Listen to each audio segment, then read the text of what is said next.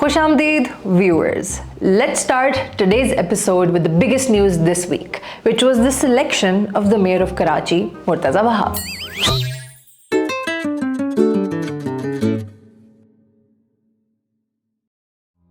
आपको round up देने के लिए this is how the mayor elections went.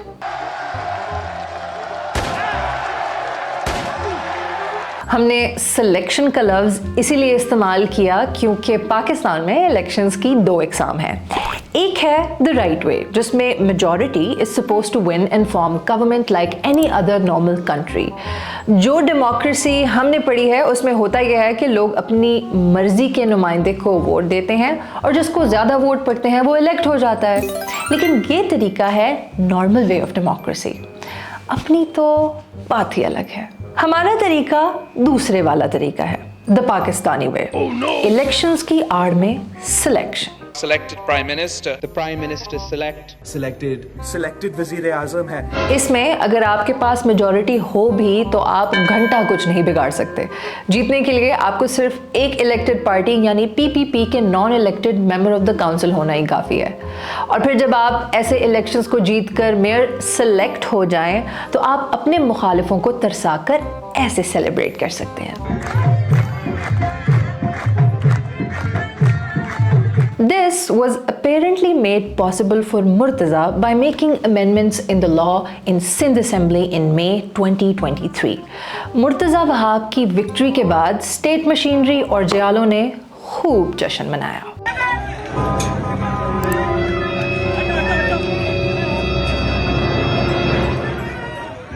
JI के वर्कर्स बेचारे तो ये भी नहीं कह सकते कि डर के आगे जीत है. इनके मुखालिफ हाफिज़ नईम का कहना था कि इनके 31 लोगों को वोटिंग डे पे गायब कर दिया गया है और पीटीआई का दावा था कि इनके काउंसिल मेंबर्स को खरीदा जा रहा है. हमें नहीं मालूम. नादान दोस्त एजाज सईद लिखते हैं कि मुझे पीपीपी पसंद है, लेकिन पीपीपी ने जेआई की मेजॉरिटी को माइनॉरिटी में तब्दील करके जमहूरियत की कोई खिदमत नहीं की. जिस पर पीपीपी के सेनेटर सईद गनी कहते हैं कि पीपीपी को पसंद करने का शुक्रिया, लेकिन क्या जेआई और पीटीआई के लोगों को पूरा करना पीपीपी की जिम्मेदारी थी? बेसिकली वो ये कह रहे थे कि आप कबूल करें या ना करें, जो हमने करना था वो तो कर दिया. दूसरी तरफ मुर्तज़ा वहाब को अच्छी खासी अप्रिसिएशन भी मिली लोगों से. इस पर तारिक मतीन साहब ने खूब कहा कि इन सब का उनको मुबारकबाद देने का मतलब है कि अगर ये गलत तरीके से इलेक्ट हो भी गए हैं तो क्या हुआ, बंदा तो अच्छा है ना. मुबारकबादों को पढ़ के फीलिंग यही आती है कि बैलेट नहीं, यहाँ बात शायद ज़ाती पसंद नापसंद की हो रही है. भाई अगर वोट के बगैर ही हुक्मरान चुनने हैं तो प्लीज़ एक मौका फवाद खान को भी दे दें, मुझे बहुत पसंद है. ऑन अ सीरियस नोट, आप खुद ही सोचें, इतना बड़ा शहर जो इस पूरे मुल्क को ज़िंदा रखता है, अगर उसके फैसले ही इतने गलत तरीके से हो रहे हैं तो बाकी मुल्क के फैसलों का अल्लाह ही हाफिज़ है. इस शहर की पानी की सहूलत की बेसिक रिक्वायरमेंट आज तक कोई पूरी नहीं कर सका. बिलावल खुद कहते हैं कि वज़ीर आज़म साहब, मैं टैंकर से पानी लेता हूँ, खरीदता हूँ, लेकिन हाँ, सिलेक्टेड मेयर बन के ऐसे नाचना जैसे कोई बहुत आसान काम मिल गया हो. वैसे मुझे मुर्तज़ा भाई के डांस की भी इतनी ही समझ आई है जितनी उनकी मेयरशिप की सिलेक्शन की.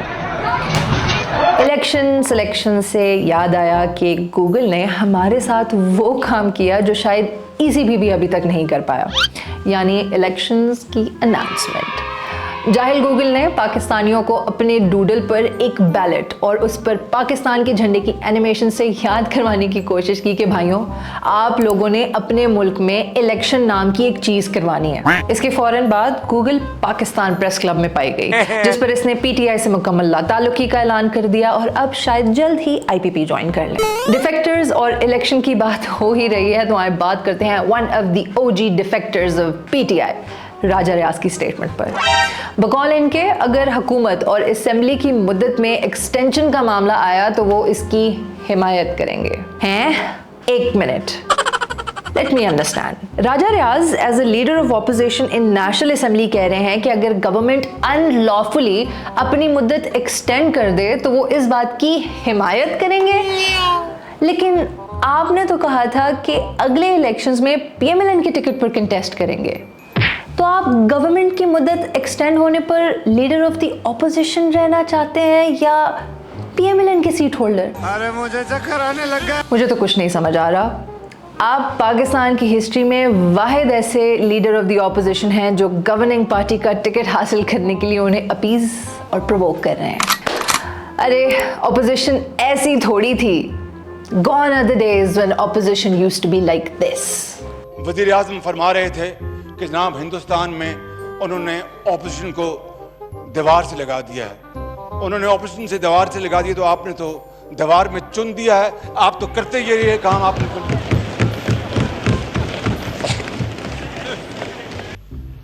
जनाब स्पीकर,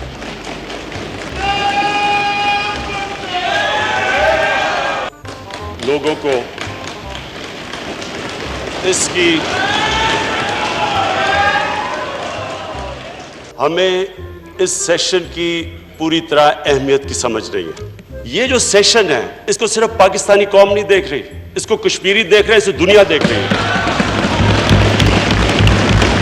अगर ये चाहते हैं इस तरह इस सेशन को डिस्टर्ब करना है, मैं बैठ जाता हूं। तब्दीली के लिए आज पाकिस्तानी कौम मेरे साथ, लेकिन 3 फरवरी को आपको पोलिंग स्टेशन पहुंचाने के लिए ना हमारे पास पैसा है और ना गाड़ी है। जैसे भी हो सके आप पोलिंग स्टेशन पहुंचे और चिराग पे मोहर लगाएं।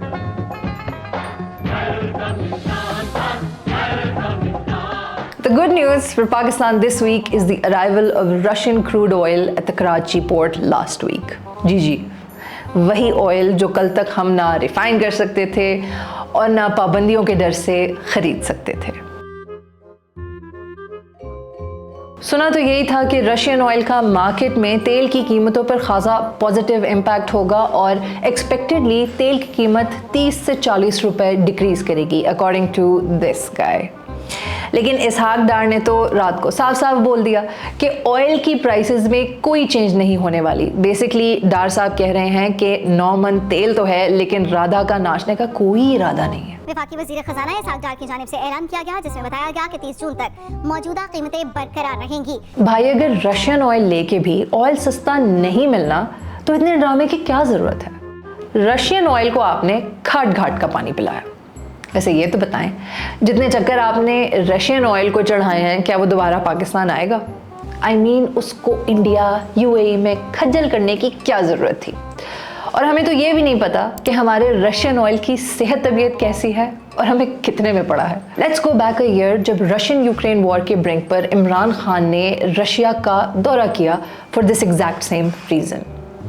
अब करंट सर्कमस्टांसेस में रशियन क्रूड ऑयल को चाइनीज़ करेंसी में परचेज करना और इसका पाकिस्तान आना इमरान खान की फॉरेन कंस्पिरेसी वाले नैरेटिव पर कुछ सवाल उठा देती हैं। मतलब how is the US not objecting over this right now? But also, how are these people who objected then are okay with it now? Where did it get refined and how? What is the cost? And why is Parliament not being taken into confidence? Dear PDM, it is amazing the way you're managing the simple affairs. No. Hello, darkness, my old friend. I've come to talk with you again. ख़ातीन व हज़रात, अब entry होती है अजूबों में से एक बड़े अजूबे uncle Javed Chaudhary की। सबसे पहले इन्होंने दुनिया की नॉलेज में इजाफा किया एक फूल प्रूफ प्लान के एक्सपोजे से। इमरान सईद साहब अपना मोबाइल फोन इस्तेमाल नहीं कर रहे क्योंकि उन्हें पता है कि जो ही इन्होंने अपना मोबाइल इस्तेमाल किया तो इनका मोबाइल ट्रेस हो जाएगा और फौरी तौर पर ये पकड़े जाएंगे। लिहाजा ये कर ही रहे हैं कि मुख्तलिफ मोबाइल फोन इस्तेमाल करते हैं मुख्तलिफ लोगों के। अब इनका ख्याल ये है, एक ऐसा सॉफ्टवेयर भी है कि जिससे आवाज को आइडेंटिफाई कर लिया जाता है और जब आवाज को आइडेंटिफाई कर लिया जाए तो उससे पता चल जाता है कि कौन शख्स किस जगह बैठा हुआ है। तो जियो फेंसिंग जो है उससे आसान हो जाते हैं। तो इमरान सईद साहब का कमाल ये है कि वो किसी और का मोबाइल लेते हैं और फिर वॉशरूम में बैठते हैं और फिर वहाँ पे टूटी ऑन करते हैं या फिर कमोड चला देते हैं और उसी दौरान वो बात करते हैं या उसी दौरान वो वीडियो या ऑडियो रिकॉर्ड करके मैसेज आगे भिजवाते हैं। और उस टूटी या उस कमोड का फायदा ये होता है कि इनकी आवाज़ जो है वो थोड़ी सी रीशेप हो जाती है। तो ये साइंस बड़ी सिंपल सी है। शायद डॉन के शाहरुख खान ने जावेद चौधरी की ही टेक्नोलॉजी यूज़ की थी जिससे उन्हें 12 मुल्कों की पुलिस तक नहीं ढूंढ पाई। वैसे जावेद चौधरी से पूछना तो बनता है कि उन्होंने इतने सिंपल प्रॉब्लम का इतना कॉम्प्लेक्स सोल्यूशन कैसे दरियाफ्त किया होगा। शुक्र करना चाहिए वैसे जावेद चौधरी जर्नलिस्ट हैं, कोई अप्लाइड साइंटिस्ट नहीं है, वरना इन्होंने प्रॉब्लम्स के अंदर इतने प्रॉब्लम्स खड़े कर देने थे कि सोल्यूशन नाम की कोई चीज़ ना बचती। लाला मूसा के शेरलॉक होम जी, हमें ट्रेस करने की कोशिश मत कीजिएगा, हमने टूटी खोली हुई है। इन्हीं साहब का अगला इंकशाफ सुनिए। मौसूफ लिखते हैं कि साल 2000 के बाद से पैदा होने वाले पाकिस्तानी 95% जाहिल हैं। आपकी एबिलिटीज़ के सामने तो बूमर्स भी जाहिल लगते हैं, ये तो फिर भी अभी कल के बच्चे हैं। जेनजी तो आज तक ये नहीं समझ पाई कि पाकिस्तानी जर्नलिस्ट और पॉलिटिशियन में डिफरेंस क्या है। वैसे चौधरी साहब, आपने ये जो 95% वाला फिगर है ये कहाँ से लिया? क्या ये स्टडीज़ कंडक्ट करने के लिए आपने लाला मूसा में कोई लेबॉरेटरी बना रखी है? Plug it in. Now the sugar is hot and the voltage is on this. Chaudhary साहब, आपसे गुजारिश है, पहले तो हमें ये समझा दें, आप जर्नलिस्ट हैं, हकीम हैं या scientist? This week, Haris Rauf got appointed as the ambassador for Sustainable Development Goals और अवाम से बिल्कुल बर्दाश्त नहीं हो सका। इससे पहले भी 28 मार्च इसी साल में उन्हें गुडविल एम्बेसडर बनाया गया था बाय DSP इस्लामाबाद पुलिस। इस पर हमारी ट्विटर की आवाम ने दिल खोल कर हारिस रऊफ को अपोज किया and called him many different things। Simple सी बात है, ज़रूरी तो नहीं ना कि हर क्रिकेटर का कोई ना कोई सियासी ओपिनियन हो। कुछ लोग अपॉर्चुनिटीज़ को अपने लिए बेहतर समझकर एक्सेप्ट करते हैं। हमें एक दूसरे को बर्दाश्त करने का कल्चर प्रमोट करना होगा। इसी के साथ let's end today's video. See you in the next episode. अगर आप भी इमरान खान की ख्वाहिश के मुताबिक पाकिस्तान की आबादी को 40 करोड़ तक बढ़ाना चाहते हैं तो अनकट के YouTube चैनल को सब्सक्राइब करें और बेल आइकन पर क्लिक करें।